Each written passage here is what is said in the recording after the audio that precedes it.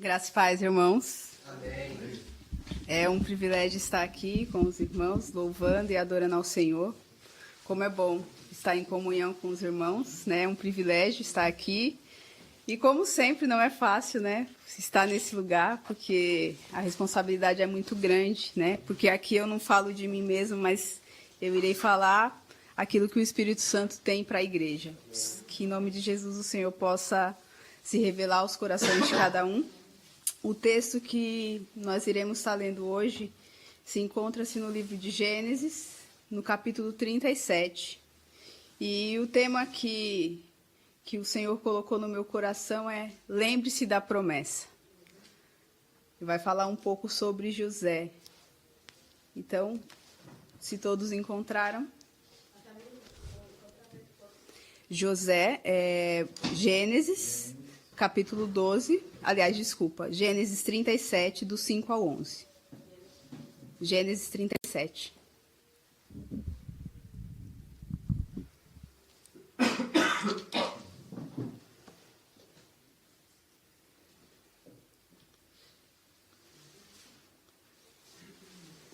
Todos encontraram? Encontrou, Joana?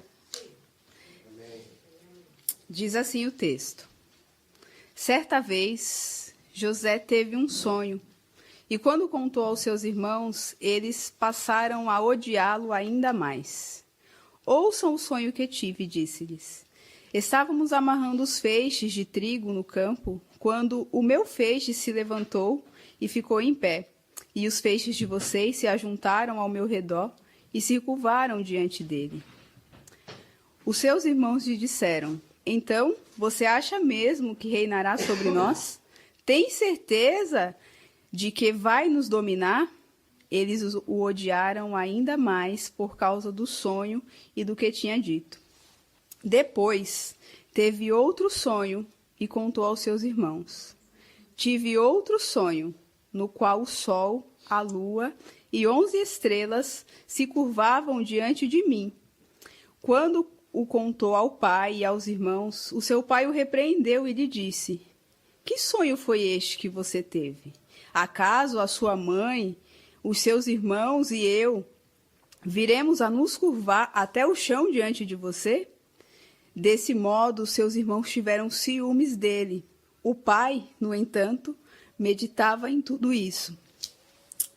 Senhor, essa é a tua palavra, Pai, que em nome de Jesus o Senhor possa falar aos nossos corações, que não seja, Pai, nada de mim, mas que seja o seu Espírito Santo, Pai, falando através de mim. Que o Senhor possa, Pai, falar ao coração de cada um e que nós possamos ser transformados, ó Deus, pelo poder que há na tua palavra. Para a gente entender melhor quem é José, né? José, ele era filho de Jacó.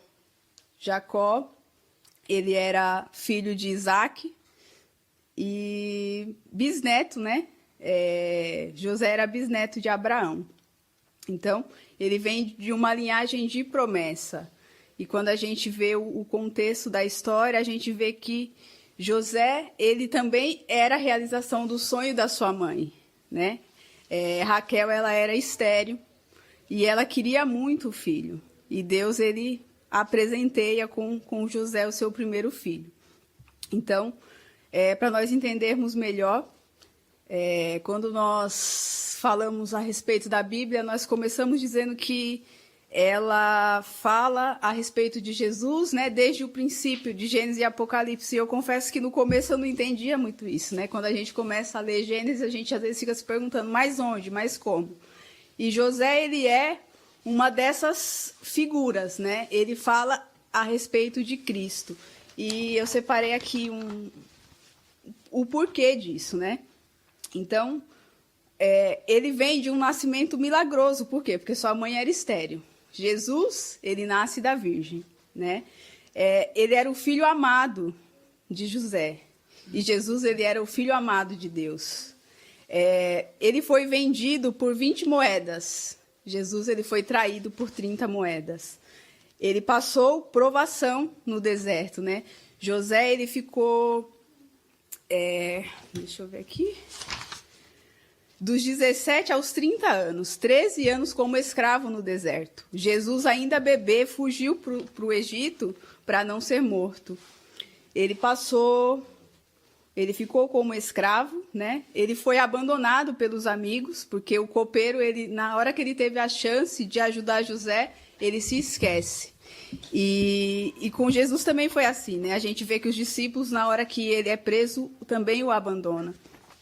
E, da mesma maneira, depois da sua humilhação, ele foi exaltado, né? Depois desse tempo onde José ele fica como escravo, chega uma hora que ele se torna o governador do Egito, né? E Jesus, ele vence a morte, então ele também foi exaltado.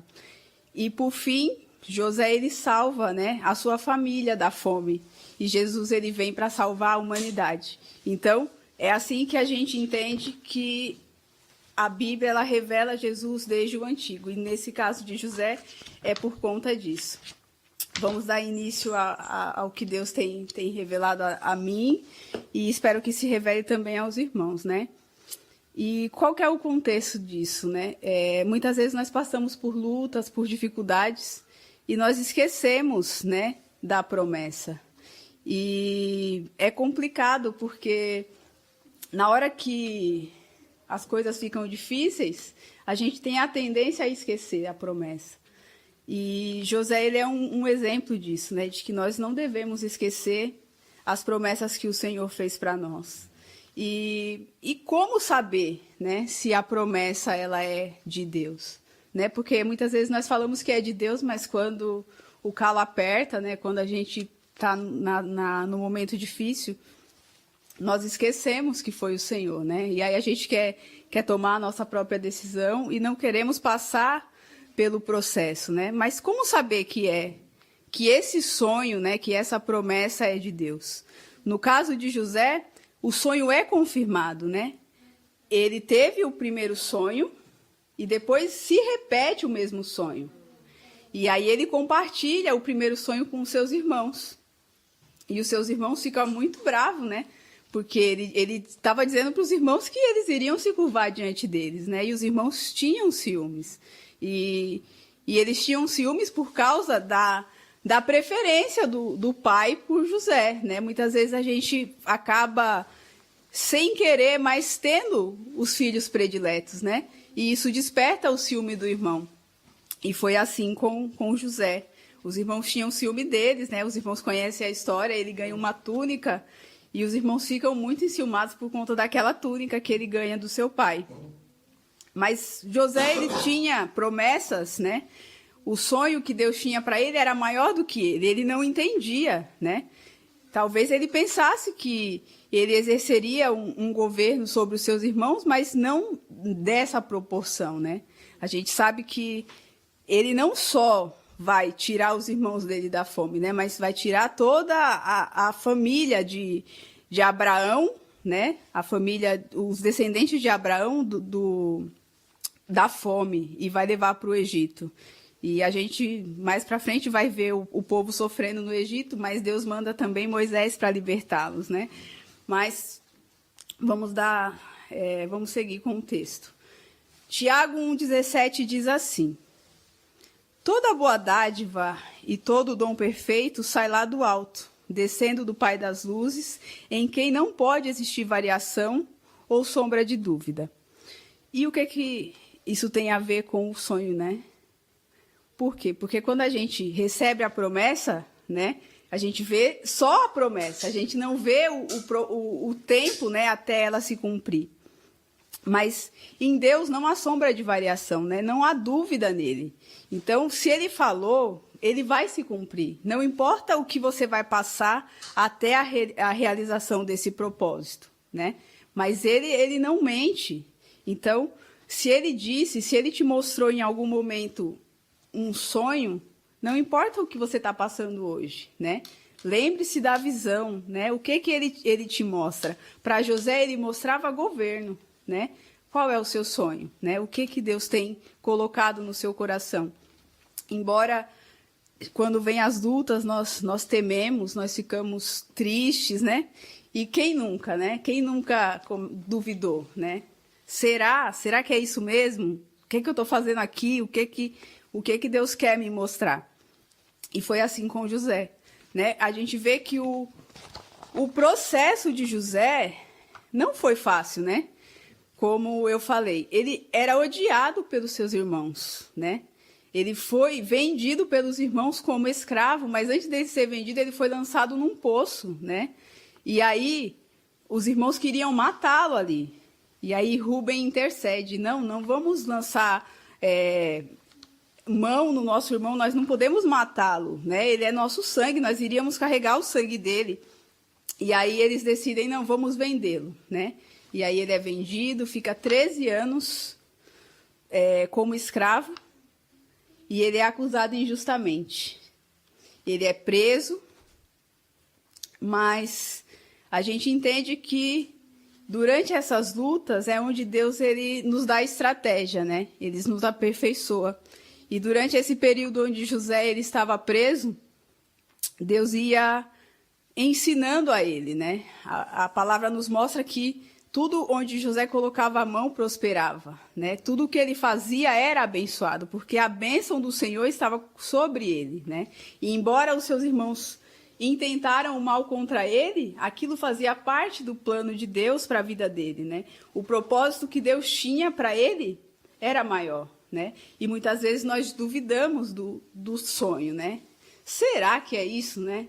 Será que aquilo que Deus me mostrou lá atrás, isso que eu estou passando hoje, tem a ver com o que eu irei viver no futuro? Mas isso é fé, né? A fé, ela é a prova das coisas que não se veem. Então, a gente, como cristãos, a gente não deve enxergar apenas aquilo que está diante dos nossos olhos, mas a gente tem que enxergar pela fé, né? Então, mesmo nesses momentos de luta, né, nós vemos José passando por tudo isso. Se os irmãos lerem o texto, em nenhum momento ele coloca culpa nos irmãos, em nenhum momento ele questiona Deus. Pelo contrário, ele suporta todo o processo. Por quê, irmãos? Por que José ele suporta e ele não desanima? Porque ele tinha uma promessa e o que sustentava José naqueles momentos de luta era essa promessa. O que sustentava ele era saber o que Deus tinha mostrado, né? Porque embora às vezes nós passamos por problemas que a gente não sabe nem como lidar, mas quando a gente lembra da promessa, a gente sabe que é impossível dar errado, né? Como eu li o texto de Tiago, nele não há dúvidas, né? Em Deus não há sombra de variação. Então, o que ele nos mostrou, ele vai cumprir. Né? Então, eu queria convidar os irmãos hoje a se lembrar das promessas que o Senhor fez, né? E que a gente não desista disso, né? Que a gente não frustre os sonhos de Deus para nós. Porque muitas vezes nós temos sonhos, mas infelizmente com as lutas no caminho a gente desiste, né? A gente acaba sendo engolido pelos problemas, né? E esquecemos da promessa. Então, que nós possamos nos lembrar da promessa que o Senhor tem para nós, né? E durante esses anos no deserto, onde José estava lá no Egito, ele ficou 13 anos, né? Passou por coisas que a gente talvez nem suportaria, mas ele permanece firme, guardando a promessa que o Senhor tinha para ele. Então, embora hoje talvez você tenha passado por problemas, talvez o que você está vivendo hoje é fruto de uma oração que você fez lá no passado, né? Às vezes nós oramos por aquilo, por aquele sonho, e quando nós estamos vivendo, né, o processo até o sonho, nós esquecemos. Então, lembre-se de quantas vezes você orou por este sonho, né? E embora você ainda não veja, né, a realização, a concretização desse sonho, saiba que Deus ele tem lutado por você. E embora você não veja, né, a luta espiritual que há diante de nós, o Senhor ele tem colocado os seus anjos para guerrear conosco. Amém? E aí, em Gênesis 41, né, vai nos mostrar que depois de 2 anos... o copeiro ele se lembra, né, de José. E ele se lembra de José quando o faraó tem um sonho E José, como os irmãos já conhecem a história, ele interpreta esse sonho de Faraó, onde diz que teria 7 anos de fome, ou melhor, 7 anos de fartura, né? E depois 7 anos de fome. E José, ele mostra para Faraó estratégias, né? Do que ele deveria fazer para passar, né? Para atravessar esse momento difícil. E essa estratégia, José, com certeza, ele aprendeu enquanto ele estava lá na prisão, né? Então, muitas vezes, o processo é difícil, mas ele nos ensina, né? O deserto, às vezes a gente coloca o deserto como lugar de dor, né? De dificuldade, mas deserto, na verdade, é escola, né? Todas as vezes que nós vemos falar sobre deserto, as pessoas que lá passaram aprenderam, né? E tem muitos textos na Bíblia que vai falar isso, né? E quando nós estamos no deserto, é difícil, né? Porque a gente não está acostumado. A gente quer conforto, a gente quer estar tranquilo, né? Mas no Evangelho não existe conforto, né? A gente vê a história, a gente vê como que os apóstolos passaram, né? A gente vê o livro de Atos, as lutas, as dificuldades que eles passaram, mas o Senhor sustenta, né? E sustenta de tal forma que eles sabiam muitas vezes que eles iriam morrer, mas eles não desistiam, porque tinha uma promessa, e a promessa era o quê? Que Jesus, ele voltaria, e ele vai voltar, né? E aqueles cristãos, né, da igreja primitiva, eles sabiam que não importava o que iria acontecer, eles imaginavam que Jesus ia voltar amanhã, né? Então, se ele vai voltar, não importa o que eu vou viver aqui, né? E esse tempo de provação, esse tempo de luta, né, ele é passageiro. A gente sabe que o que nos aguarda é muito maior. E a nossa maior promessa, ela não está aqui, né? Não está nesse lugar. A nossa maior promessa é o quê? É o céu, é a vinda de Jesus. Então, que nós possamos entender que, embora nós temos sonhos terrenos, né, o que nos aguarda é muito maior. Jesus, ele tem um plano para as nossas vidas que é muito maior do que nós podemos imaginar, né? Muitas vezes nós esquecemos o que nos aguarda, né? A nova Jerusalém. Então, que nós possamos nos lembrar, né, que pode até demorar, mas vai se cumprir, né? E com José não foi diferente. Em Gênesis 42, no verso 6, deixa eu abrir aqui.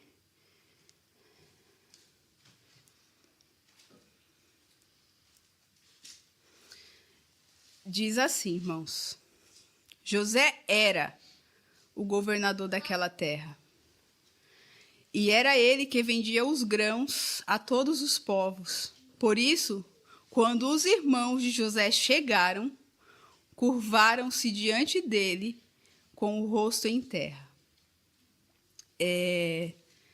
Como eu falei, José, ele interpreta, né, os sonhos de Faraó, e ele se torna o governador do Egito. E era o cumprimento daquele sonho que ele teve, né? Ele primeiro tem um sonho e depois, no capítulo 37, no verso 9, Deus confirma o sonho dele, né? Então, Deus repete o sonho, só que de maneira diferente. E até aqueles que o amavam, né, que era o seu pai, duvida, né? Que sonho é esse? Que sonho é esse? Quer dizer que eu, sua mãe e seus irmãos vamos nos curvar? Porque muitas vezes o plano que Deus tem para nós, ele é muito maior, né? E Deus, ele usa, como nós sempre falamos, improváveis, né? E José, ele era um improvável. A gente sabe que governo, desde sempre, ele vai ter pessoas que fazem parte já daquele ciclo, né? Você não vira governador da noite para o dia, né? Você tem que estar inserido em uma cultura, você tem que estar inserido naquele contexto. E como que José, ele sendo imigrante, né, no Egito, como nós somos aqui nessa terra, como que ele seria, né, governador daquele lugar? Né? Será que não tinha o egípcio ali capacitado para fazer essa função? Talvez tivesse até mais sábios que ele, mas o Senhor escolheu José. né? Então José, ele era um improvável, mas Deus tinha planos para ele, e planos maiores do que ele, porque ele não imaginava, né? Talvez ele imaginava, talvez que somente os seus irmãos se curvassem diante dele, né? Os seus irmãos de sangue, né, da casa dele, mas a gente vê que ele liberta da fome, ele traz toda a parentela dele, né, daquele momento de luta, daquele momento de dificuldade. E isso é parte também da nossa promessa, né? Em Gênesis 12, no verso 2 ao 3,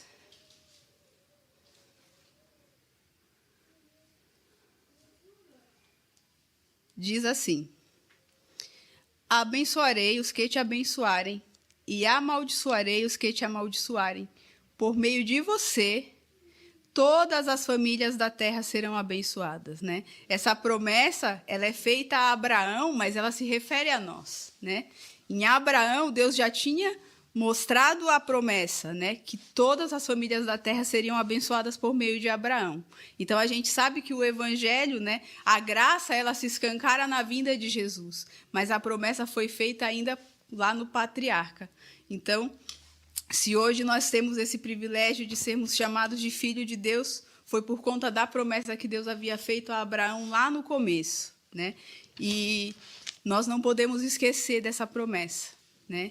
E a maior promessa que nós temos é que um dia ele virá e ele vai resgatar a sua igreja e nós estaremos com ele. Nós iremos reinar com ele, né? E para finalizar, irmãos, Gênesis 50,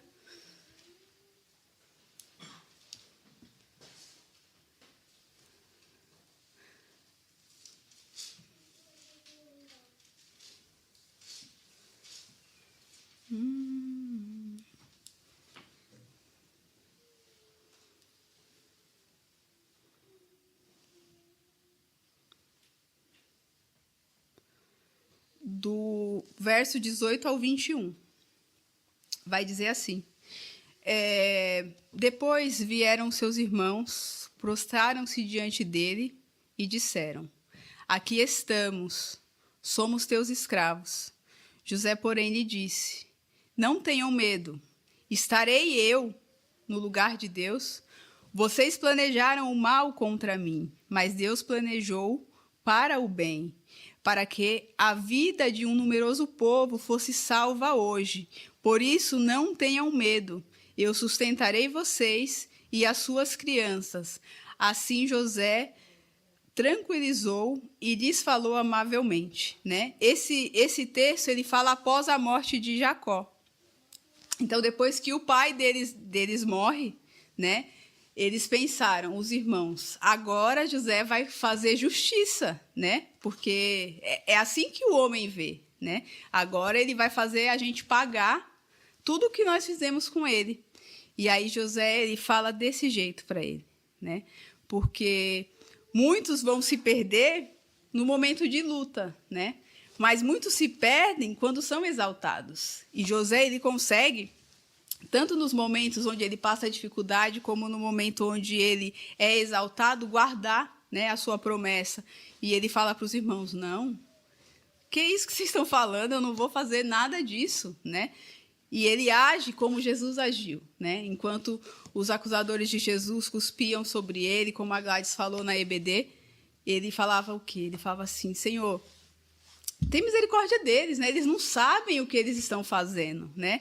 Da mesma maneira, os irmãos, eles não sabiam o que eles estavam fazendo para José, mas fazia parte do propósito, porque se José ele não passasse pelo Egito, se ele não fosse escravo naquela terra, ele não poderia ser governador do Egito e salvar aquele povo numeroso da fome. Então, embora nós passamos por lutas, por dificuldades, né? A gente sabe que há esperança, né? E a gente tem que trazer à memória aquilo que nos dá esperança. E o que nos dá esperança hoje é Cristo. Então, que os irmãos possam, em nome de Jesus, se lembrar do preço que foi pago, né? Como nós aprendemos hoje, que não foi fácil o que Jesus fez. A graça, né? Ela é um favor imerecido, mas ela não foi de graça, né? Jesus pagou um alto preço para que nós hoje estivéssemos aqui. Então, o meu convite é: lembre-se de quem fez a promessa. Amém?